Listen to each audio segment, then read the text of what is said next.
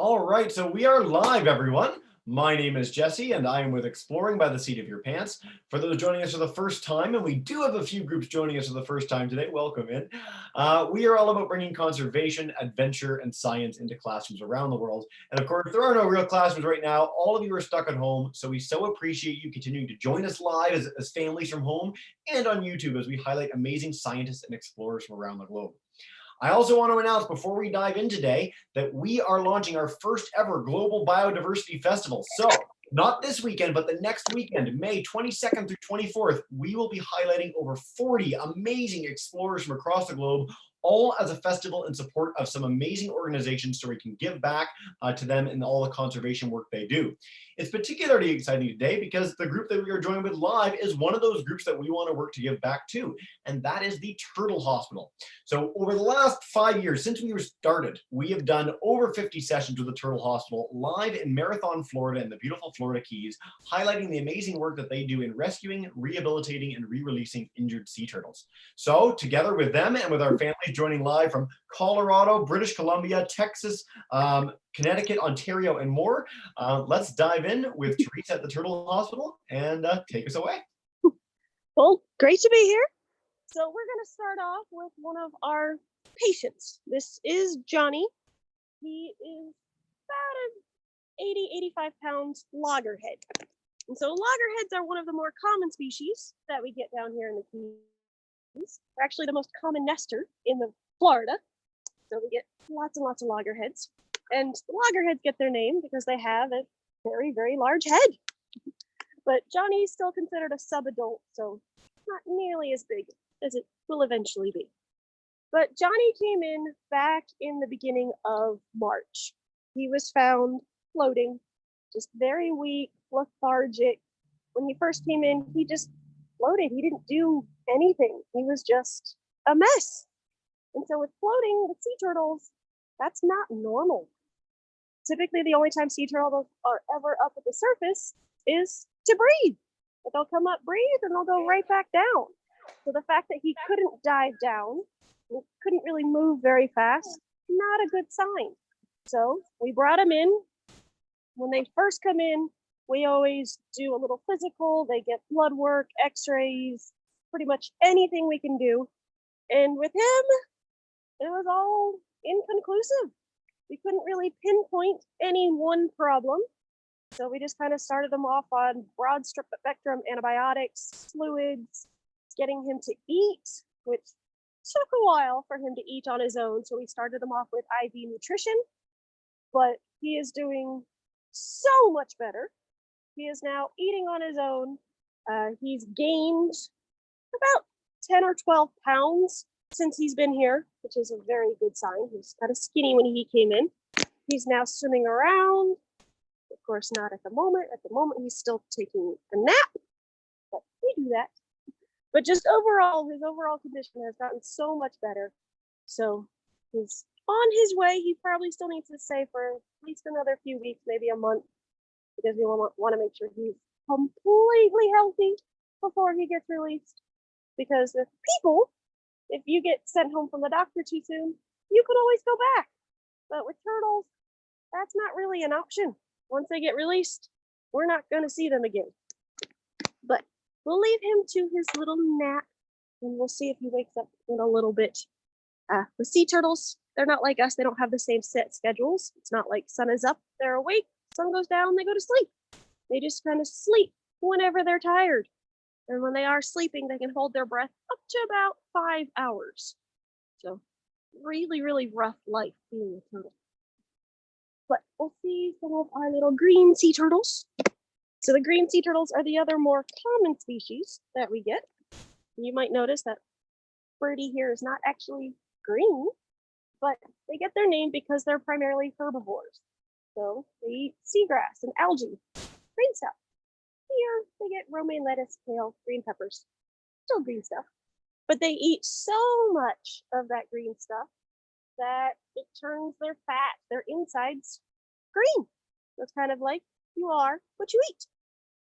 But Birdie came into us just at the beginning of April, just about a month ago, because she has tumors. So that's what all those little growths are all over her neck and her flippers. So that's a virus. It's called fibropapilloma, and it's a virus that these green sea turtles get. It's caused by water pollution. So these turtles have to come in. We do surgery. We remove all of those tumors. And then once they're healthy and they've built up antibodies to that virus and they're healthy, they're not going to come back, then these turtles can be released. So Birdie's only been here a month. So we've only done one surgery. Last week, we were able to remove the tumors off of her eyes.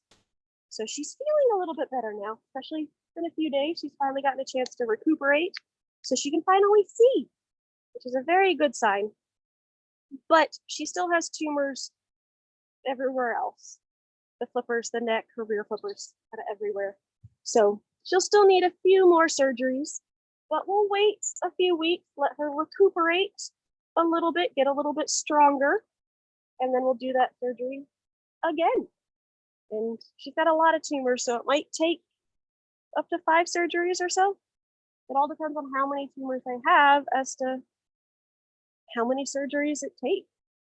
Like Markale here, his front half doesn't look that bad, but he's got a giant tumor there next to his rear flippers. And that's one of the problems with these tumors, is that, yes, they are tumors, it's not good, but it affects movement, because with that tumor there, he can't move his rear flippers. And with Birdie, when she had her eye tumors, she couldn't see.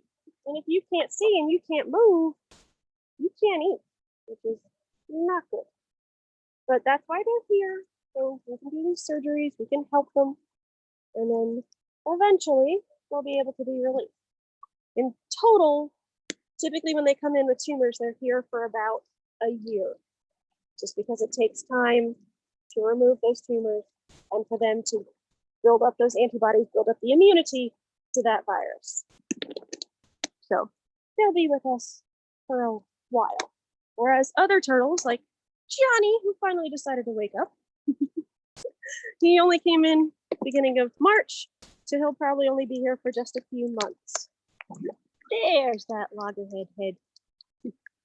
But he's a pretty cool turtle. Just moving around and doing so amazing. We love being able to watch them as they progress. Because unfortunately we are a hospital and sometimes they don't always make it. But we always try, because you get turtles like Johnny, who when he first came in, we didn't know what was going to happen with him. But now he's doing amazing. And so most of our turtles come from around the Florida Keys. We do get some, though, that get transferred. So this little one, this is Ariel. So she's a little green, a little bit smaller than Birdie. She's only about 8 pounds. So a lot smaller than Johnny. But she was actually found up a little bit further north in Florida, up near Volusia County, Brevard County, near Daytona Beach sort of thing, back at the end of February. She was very weak, lethargic, floating, which is something that these little green sea turtles do roughly February, March. So nothing you can pinpoint, but just weak, lethargic. We think these are turtles that kind of survived the colder winter, that just used up all of their energy surviving. So by the time February, March rolls around, they're just exhausted. They don't have any reserves left. They just need help. So she's been with us since the end of February. She's doing so much better.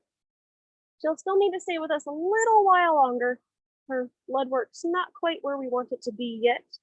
And then she'll be able to be released. And so this year, when we got this bunch in, we got 12 of these little greens. So that's Ariel. Lilo is over here. And Lilo is kind of funny because she's also missing that left rear flipper, which that's an old injury that was missing when she came in. But if you watch her do her little zoomies around the tank, it does not slow her down at all, which is a good sign, because as long as they have 3 flippers, they can still be released. And so she was one of those turtles that came in very critical. We weren't really sure if she was going to be able to pull through, but now she's doing amazingly well. Still probably has at least another month or so. So she's doing better, just not completely healthy yet. But then we'll have high hopes that in a little while we will be able to release her. But you might notice Ariel and Lilo kind of have a theme there. They're both named after Disney movies. And so that's what we do when we have a group of turtles that all come in at the same time. We'll pick a category. Last year we did herbs and spices. We ended up with paprika and cinnamon and cream of tartar. This year we decided on Disney movies. So we still have Flounder and Stitch, but Moana, Maui, they all got released. So this helps keep it fun. But for the most part, the rest of our turtles, they all get named by the people that find them, like Johnny and Marcia and Birdie. So kind of an incentive for people to help rescue our turtles. Because down here in the Keys, we have a lot of ocean. And so we cannot patrol all of that ocean ourselves. So we rely on the boaters and the fishermen, the people that are already out there on the water, keep their eyes open. That way they see a turtle that just doesn't look normal. They call us. And then we have an ambulance. We'll go pick that turtle up. And then as our thank you, then they get to name it. And if the boat is even close enough, they might even be able to come right here and drop them off themselves. We like to keep our options open. But some of our turtles, like this is Maisie. Maisie's playing around. That's what those white PVC pipes are. Those are toys. Because in the wild, they're used to having rocks and ledges and reefs. So things that they can hide under or sleep under with their shells up against. Here, especially in their tanks, we have to improvise a little bit so they get PVC pipe instead. But Maisie, when she came in last July. So she's been here quite a while, but she came in with tumors, just like Birdie and Markale, lots of little tumors everywhere. So she's now tumor free. She's doing amazingly well, but she still probably has a couple months before she's completely ready to go. We want to make sure that those tumors really are gone. They're not going to grow back. They're not going to come back because they don't come back for checkups. But we'll leave her with her little toy. And so with our patients, especially when they're sick, they all have their own individual tanks.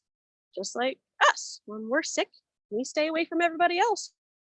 We don't get everybody else sick. So this is the sea turtle version. But the turtles that are healthy, so right before they get ready to be released, or turtles that cannot be released, they get to hang out here in our big pool. And we've got a couple of iguana friends today. Most places have squirrels. We have iguanas. But they don't bother the turtles. They're just kind of like to hang out and say hi. But back to the main pool. So the big pool here is connected directly to the ocean through a few grates. So it is tidal. And there's fish, has a natural rocky sandy bottom. So it's a nice kind of normal wild habitat for these turtles, but it's still nice and safe. So it kind of makes it perfect for these turtles that we're trying to get ready to be released, or the ones that cannot be released. Because sometimes they may get healthy, but they just can't survive on their own anymore in the wild. They just need help. And so we'll start off with the big guy there in the middle. That is Montel. Montel's had everything happen. He's been hit by a boat, bit by a shark, entangled in fishing line, and he's had tumors. So he's had a lot of drama in his life. But he now only has 2.5 flippers and 1 eye, which in order to be released, they need 3 flippers, like Lilo. So he's not very fast, but that's okay.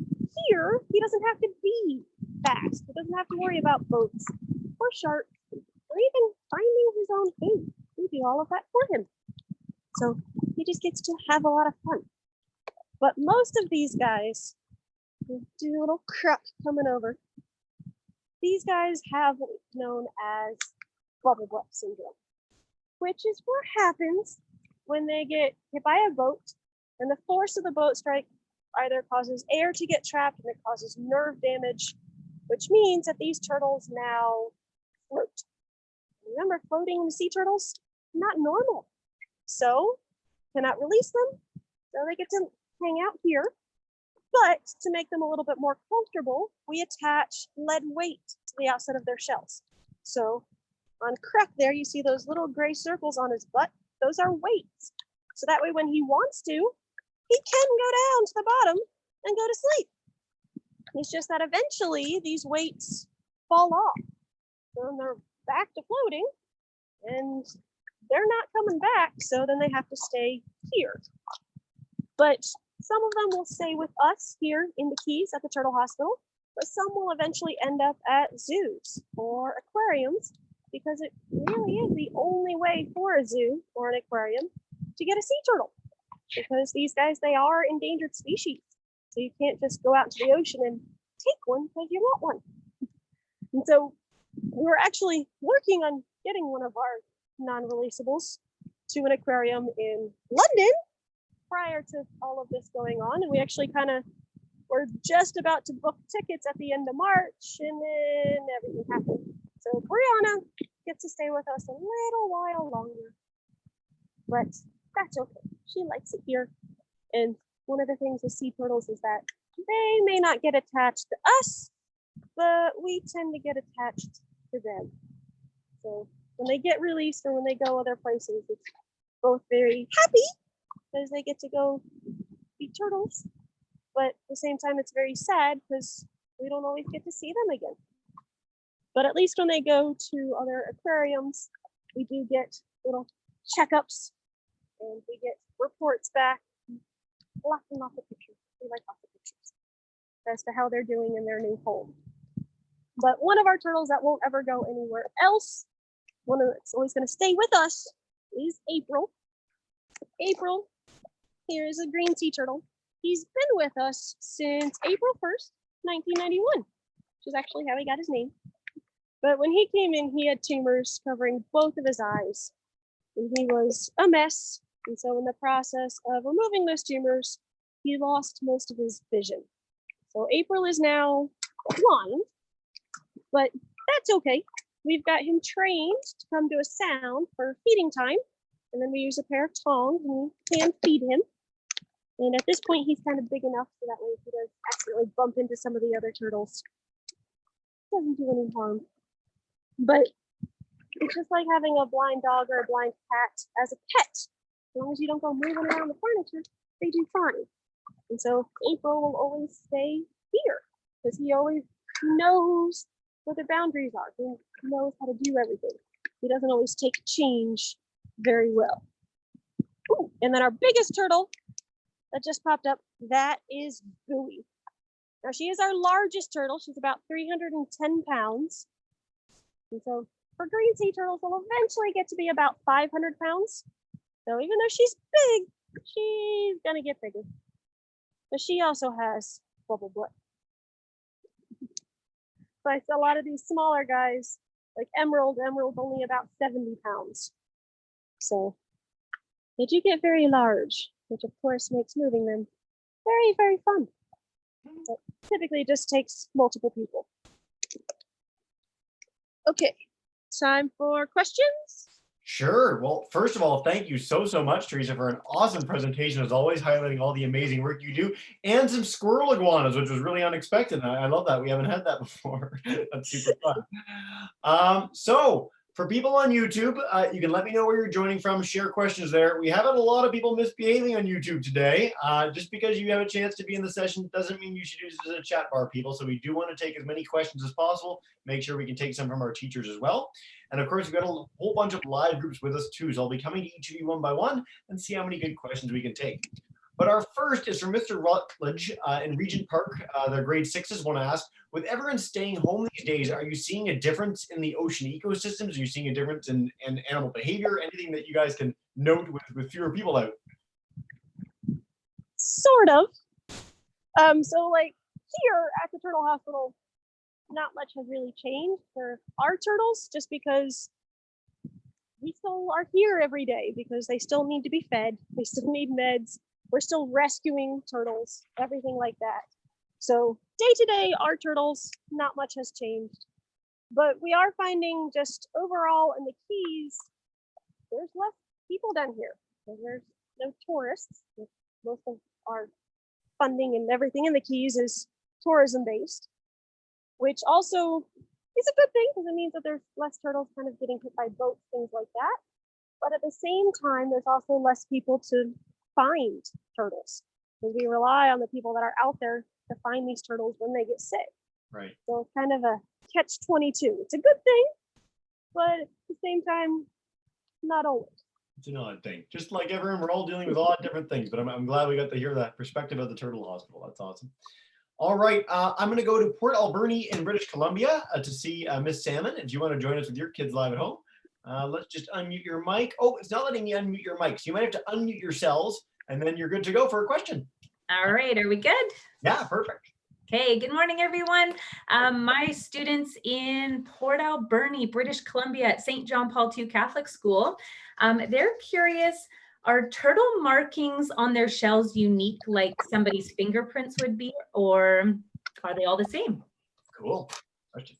Kind of.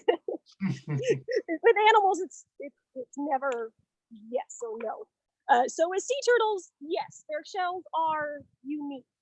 And their shells are bone. So their shells grow as they grow, and sea turtles never stop growing. So that's why I said Bowie, even at 300 pounds, it's still going to get bigger because he's not 500 pounds yet.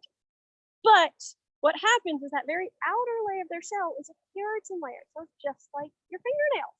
So as the shell grows, that keratin layer sheds and it falls off. And so as they grow, their pattern changes as well. So even though it is unique, it's not going to stay the same over time like your fingerprints, because your fingerprints don't really change ever. But with sea turtles, they'll still be pretty.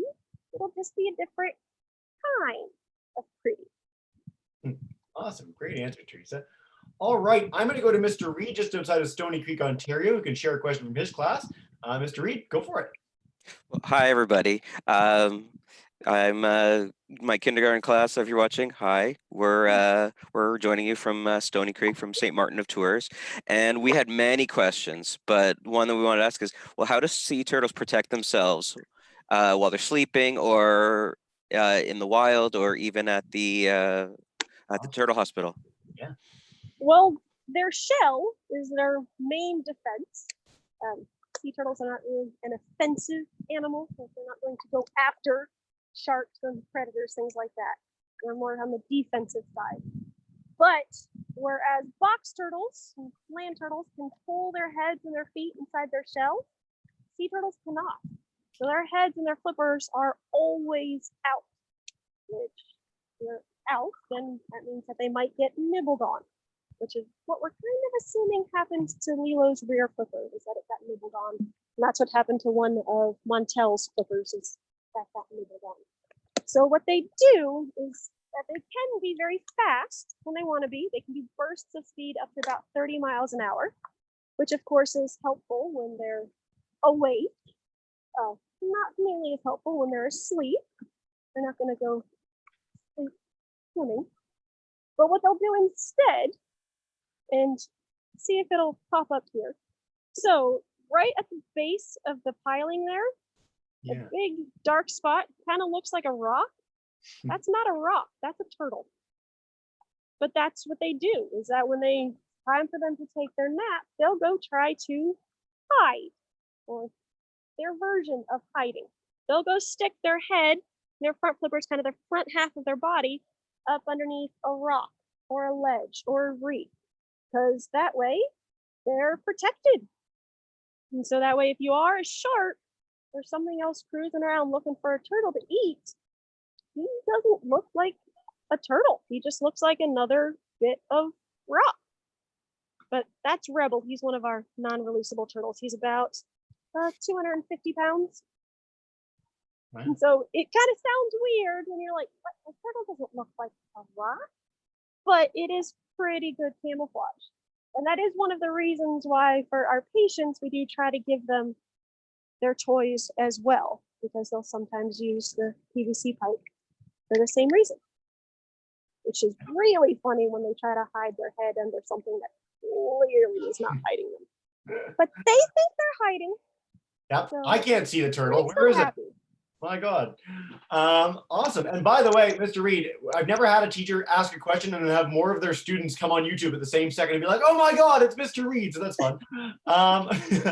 So I want to pass on, speaking of YouTube, a question from Miss Connolly joining us in Barcelona in Spain from her first graders. And they want to know if there are any animals that turtles make friends with in the wild. Any turtle friends out there? Not really. And sea turtles don't even make friends with each other. Sea turtles are solitary. So the movie Finding Nemo lied that they don't meet their parents. They don't go traveling the currents together. Because once that mama turtle comes up on the beach and she lays her eggs, that's it. She's done. She never sees those babies again. And once the babies hatch out and they make it to the water, they're on their own. And so that's why when they're sick, we can keep them by themselves because they're used to that. They're used to being by themselves. They don't get lonely.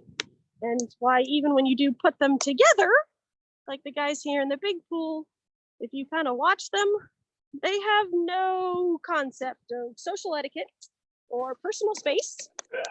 Social distancing does not compute well to sea turtles. They have no idea what it is. So they don't really become friends. They do have some like symbiotic relationships with some animals, especially different types of fish and shrimp, because they'll help clean the algae and stuff off of their shells. But it's not like the turtles are going up to them and asking for help. Yeah. It's just kind of what they do. Yep. Fantastic. Thanks, Teresa. A huge shout out too to groups joining in Alaska, New York, California, Massachusetts, so much more, pretty much every state, I swear, and across Canada as well and internationally. It's a really, really diverse meeting, over 200 people watching in groups. So that's fantastic. Thanks so much. All right. I want to go to the little family joining us in London, Ontario. If you guys have a question, come on up. Hi, we got many questions, but I would like to know, how do you become a turtle doctor? Ooh, how do you get your job, Teresa? It's a very good question. So most of us have some sort of degree in something science related, whether it's biology, marine biology, environmental science. You gotta like science. And then like I'm one of the educators. So I kind of got to started with sea turtles doing sea turtle nesting. And once I did that and got to help the babies, and I kind of got obsessed with turtles. So of course I was going to be at the turtle hospital. Our rehab staff are kind of like the turtle nurses. They do all of the day-to-day care, the feeding, the wound care, the medications, physical therapy, everything the turtles need. They also have pretty much on-the-job training. They don't teach you sea turtle rehab at college, but you kind of have to have that foundation to start off with. And then you volunteer, you intern, do things like that to get that knowledge. And then our veterinarians are actual veterinarians. They went to vet school. They learned all the normal dog and cat and normal animals. But basics are all the same, no matter what you're working with. And so then they just kind of specialized in sea turtles once they became veterinarians. Fantastic. So sometimes takes a lot of work, but it's a lot of fun. In some of our past programs, as I said, we've done over 50 programs at the Turtle Hospital. There's actually moments where they're taking the turtles out of the tanks and you can see them working on them, sometimes giving them sort of not injections, but squirts in the eye and things like that. So I encourage you to check out some of our past programs too. And as I said, this coming, not this weekend, but the weekend after, the 22nd through 24th, we'll be doing another live presentation with the Turtle Hospital as part of our Biodiversity Festival in support of a few conservation organizations, including here in Marathon, Florida. All right, I want to go to our class, our Courtney and your group in Conifer in Colorado. So you guys have a question for us? Come on up, guys. Clara, do you have a question for us? What do the turtles eat? Yeah. Good Well, question. that depends on the type of turtle. So the green sea turtles, which most of these guys are, they eat veggies. They're primarily herbivores. Sometimes when they're sick, they'll also get some squid and some fish. They need some extra protein, but primarily they're herbivores. We go through a lot of lettuce every single day, Yeah. but makes them happy. Whereas the loggerheads, like Rebel, who's still hiding, and Johnny, the first one that we saw, the loggerheads are carnivores. So in the wild, they eat crab, lobster, conch, anything with that hard shell. So here, especially when they're sick, they can't handle that hard shell. So they get squid and fish instead, which I'll have two little loggerheads. See if I can get it up. There we go. So like this is Lucy. Let's see, she's got a much sharper beak than the green sea turtles. Because she's little. She's only not quite a year old yet. So a lot smaller. So she wouldn't be eating crab at this point, but she'd be eating small fish and shrimp, things like that. And at the moment, see how she's kind of swimming, but has her front flippers on top of her back? That's what the babies do to protect themselves. Because if she was in the wild, she'd be offshore in the floating sargassum seaweed. So she wouldn't have rocks and reefs to hide under. She just kind of has to tuck up within the seaweed, which is why she's kind of that reddish, brownish color, because that's what color the seaweed is. But what they'll do, tuck their front flippers on top of their back, tuck their rear flippers underneath, and then tuck up within the seaweed. And she typically tries to hide underneath the pipe there. Yeah. Super neat. Well, this is a perfect follow-up question to this. Connor in Port aux Basques in Newfoundland, and welcome back to you. He's been watching a lot of our sessions. He wants to know, how do these specific turtles feel about people or around people, just in general, and if there's specific differences between the turtles and how they react to you guys? Well, they are a wild animal. So it's never a good idea if you see a wild animal to go up to it and start poking at it, because they're going to bite you. You came up to me and started poking me, I'd probably try to bite you too. So when they're in the wild, you leave them alone. And so especially with the sea turtles, because they aren't really solitary animals, or because they are solitary animals, they're not really social, they really don't care. Where some animals, especially mammals, dolphins, once they're in rehab, once they're in captivity for a certain length of time, they become accustomed to people. They pretty much get so used to people that they forget how to survive on their own in the wild. Sea turtles never really hit that point. All of their knowledge is instinctive, so they could really care less. So these two, Lucy and Ethel, we've had them since they were pretty much babies. They're what we call our Head Start program, which pretty much means we'll keep them for about 2 years, give them a chance to get a lot bigger, a lot healthier, a lot stronger, because the bigger they are, less likelihood of them being eaten. So giving them a chance to get bigger, and then they'll get released, which a lot of animals, you can't raise them in captivity and still expect to release them, because they don't know how to be on their own. So with turtles, they don't care, which is always really sad with our Head Start turtles, because we've had them for about 2 years and we love them and they're ours and we want to keep them, but we know that they have to be released, and we put them in the water and like 0.2 seconds later, they're gone. They don't wave, they don't say thank you, nothing. It's one of the most bittersweet things about re-releasing animals, and this is something we get with all our sanctuaries that we work with and hospitals that do this sort of work, is that you want them to get back out into the wild. It's really important that they are, but it's difficult once you've built up the attachment with the individual animals. Before we dive in with our last 2 questions, Teresa, I just want to note the audio is a little bit iffier here, so we can hear you most of the time, but sometimes it cuts out. I don't know if it's location or not, just letting you know. Okay, I'll move to the other side again. Perfect, thank you so much. All right, I'm going to go to Texas, to San Antonio for Julia's group. If you guys have a question for us, come on up. Yes. Yeah. Go for it. So kind of related, when you guys release the turtles back out into the wild, do you tag them at all to check up on them, or is it you're, kind of just, that's it and goodbye and you don't hear from them again? Yeah, great question. Well, we do try to tag them.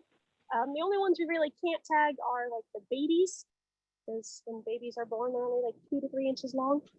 So I think they have to be like 6 inches long for us to be able to tag them, because we have to make sure that they're big enough that the tag isn't going to interfere with them in any way. But yes, they do get tagged. They get a little flipper tag. So kind of the back side of each front flipper, almost right in the armpit. And then they get a little kit tag, a little microchip goes in the kind of their back of their neck, shoulder area, just like microchipping your dog. So that way, if they ever do pop up anywhere else, we know who they are. We've been here since 1986. We've released over 1,600 turtles. Only 3 have ever come back, which is a good thing. But we also do sometimes get tags, turtles from other places. Probably about once a year, we'll rescue a turtle and be like, hey, this turtle's got a tag. And there's always a unique identifier, whether it's a string of letters or numbers, or both, and then some sort of contact information on the other side. Kind of one of the furthest areas we've gotten a turtle from was a couple of years ago. We got a little juvenile loggerhead. He came in, he had a little green plastic tag, had an email address on it, and he had been released the previous year from the University of Bogota in Colombia as part of their Head Start program. So it's kind of interesting because they will travel for thousands and thousands of miles sometimes, especially when it's time for them to nest or to breed.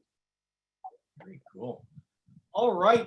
Again, we could ask questions all day, and we've had easily 200 pour in on YouTube over the last half hour. But what I want to wrap up with is a question from Miss Erickson, joining us in Stafford Springs in Connecticut with her classroom. So Miss Erickson, come on up, take us away. Hi, everyone. Thanks so much. I have 2nd, 3rd, 4th, and 5th graders joining us right now, and several of them had very similar questions. I have Susanna and Caitlin that want to know, how many do you have at the Turtle Hospital currently, and how many on average do you take per day or week? Perfect. Right now we have 40, which is about average for us. And like this guy that we're looking at, this is Rebel. He's the one that was sleeping down at the bottom, showing how he was so rock-like. But he's now awake. Now you can see he's a turtle. But we currently have 40. Typically our average at any one time is between about 35 to 50. It kind of depends on the time of year and kind of what's going on. But typically averages out to about 100 turtles that we get in every year. So they like to keep us busy. They like to keep us on our toes. Yeah, it's been funny because we've done so many sessions together, Teresa, that this question always gets asked, and I wish I'd kept track of the numbers throughout the time. I could have had a really good sense of where your population's been over the last few years. Well, we're near the end of the session. Again, I wish we could answer 250 questions in 40 minutes, but unfortunately, we are not superhuman. So what I want to do instead is ask Teresa, is there a place where kids can go to learn more about the work that you guys are doing, get involved, and get engaged with the work of the Turtle Hospital? Yeah, so we have our website, really difficult website, turtlehospital.org. Really hard, you got to remember that. So we have a lot of information on there, and we try to keep our patient files updated. So especially like as Birdie and Markale, as their surgeries go on, as Johnny gets better, and it's Maisie here, she gets closer to being released. We always try to keep them updated, to keep people up to date with what's going on with our turtles. But during all of this craziness, we've also been doing a lot on our Facebook page. So we've also been doing a lot of Facebook Live videos, some patient updates, some procedures. We've been doing a lot of virtual vet visits right now to kind of limit contact. We're only doing in-person vet visits when we absolutely have to. So our vets have been doing virtual rounds. So it has been lots of fun. But we were trying to keep kind of that updated on our Facebook page as well. So if you're interested, especially into like the day-to-day of the Turtle Hospital, definitely check out our Facebook page. And we've been trying to do just cool little topics on our Facebook page as well. I think last week we did kind of tagging of turtles and how we tag and what the tags look like, things like that. Super cool. Well, I put that in an email to all our live groups. I'm going to share the Turtle Hospital link on our YouTube chat bar as well. And again, reiterate the fact that in 2 weekends, on the 22nd through 24th, the Turtle Hospital is one of the groups that we are working to raise money for in our Global Biodiversity Festival. They'll also be doing another live presentation with us during that festival. So we encourage you to tune back in and take part and see what you can do. Teresa, as you know, at the end of every session, what I do is I'm going to demute everyone's microphones. And so boys and girls, teachers and kids at home, if you guys could join me in saying a huge thank you to Teresa and the Turtle Hospital for joining us today. You should all now be demuted. Go for it. Thank you so, so much. Hi, Teresa. Thank you, everyone. Thank Hi, you so Teresa. much, Thanks very guys. much. Thank you. So appreciate you guys joining in. Again, live groups from all over Canada and the States, YouTube groups from all over everywhere, including all the way in Spain. Thank you guys so much for tuning in. And Teresa, thanks so much. Have a wonderful rest of your day. You too. All right. Bye for now, everyone. We'll see you all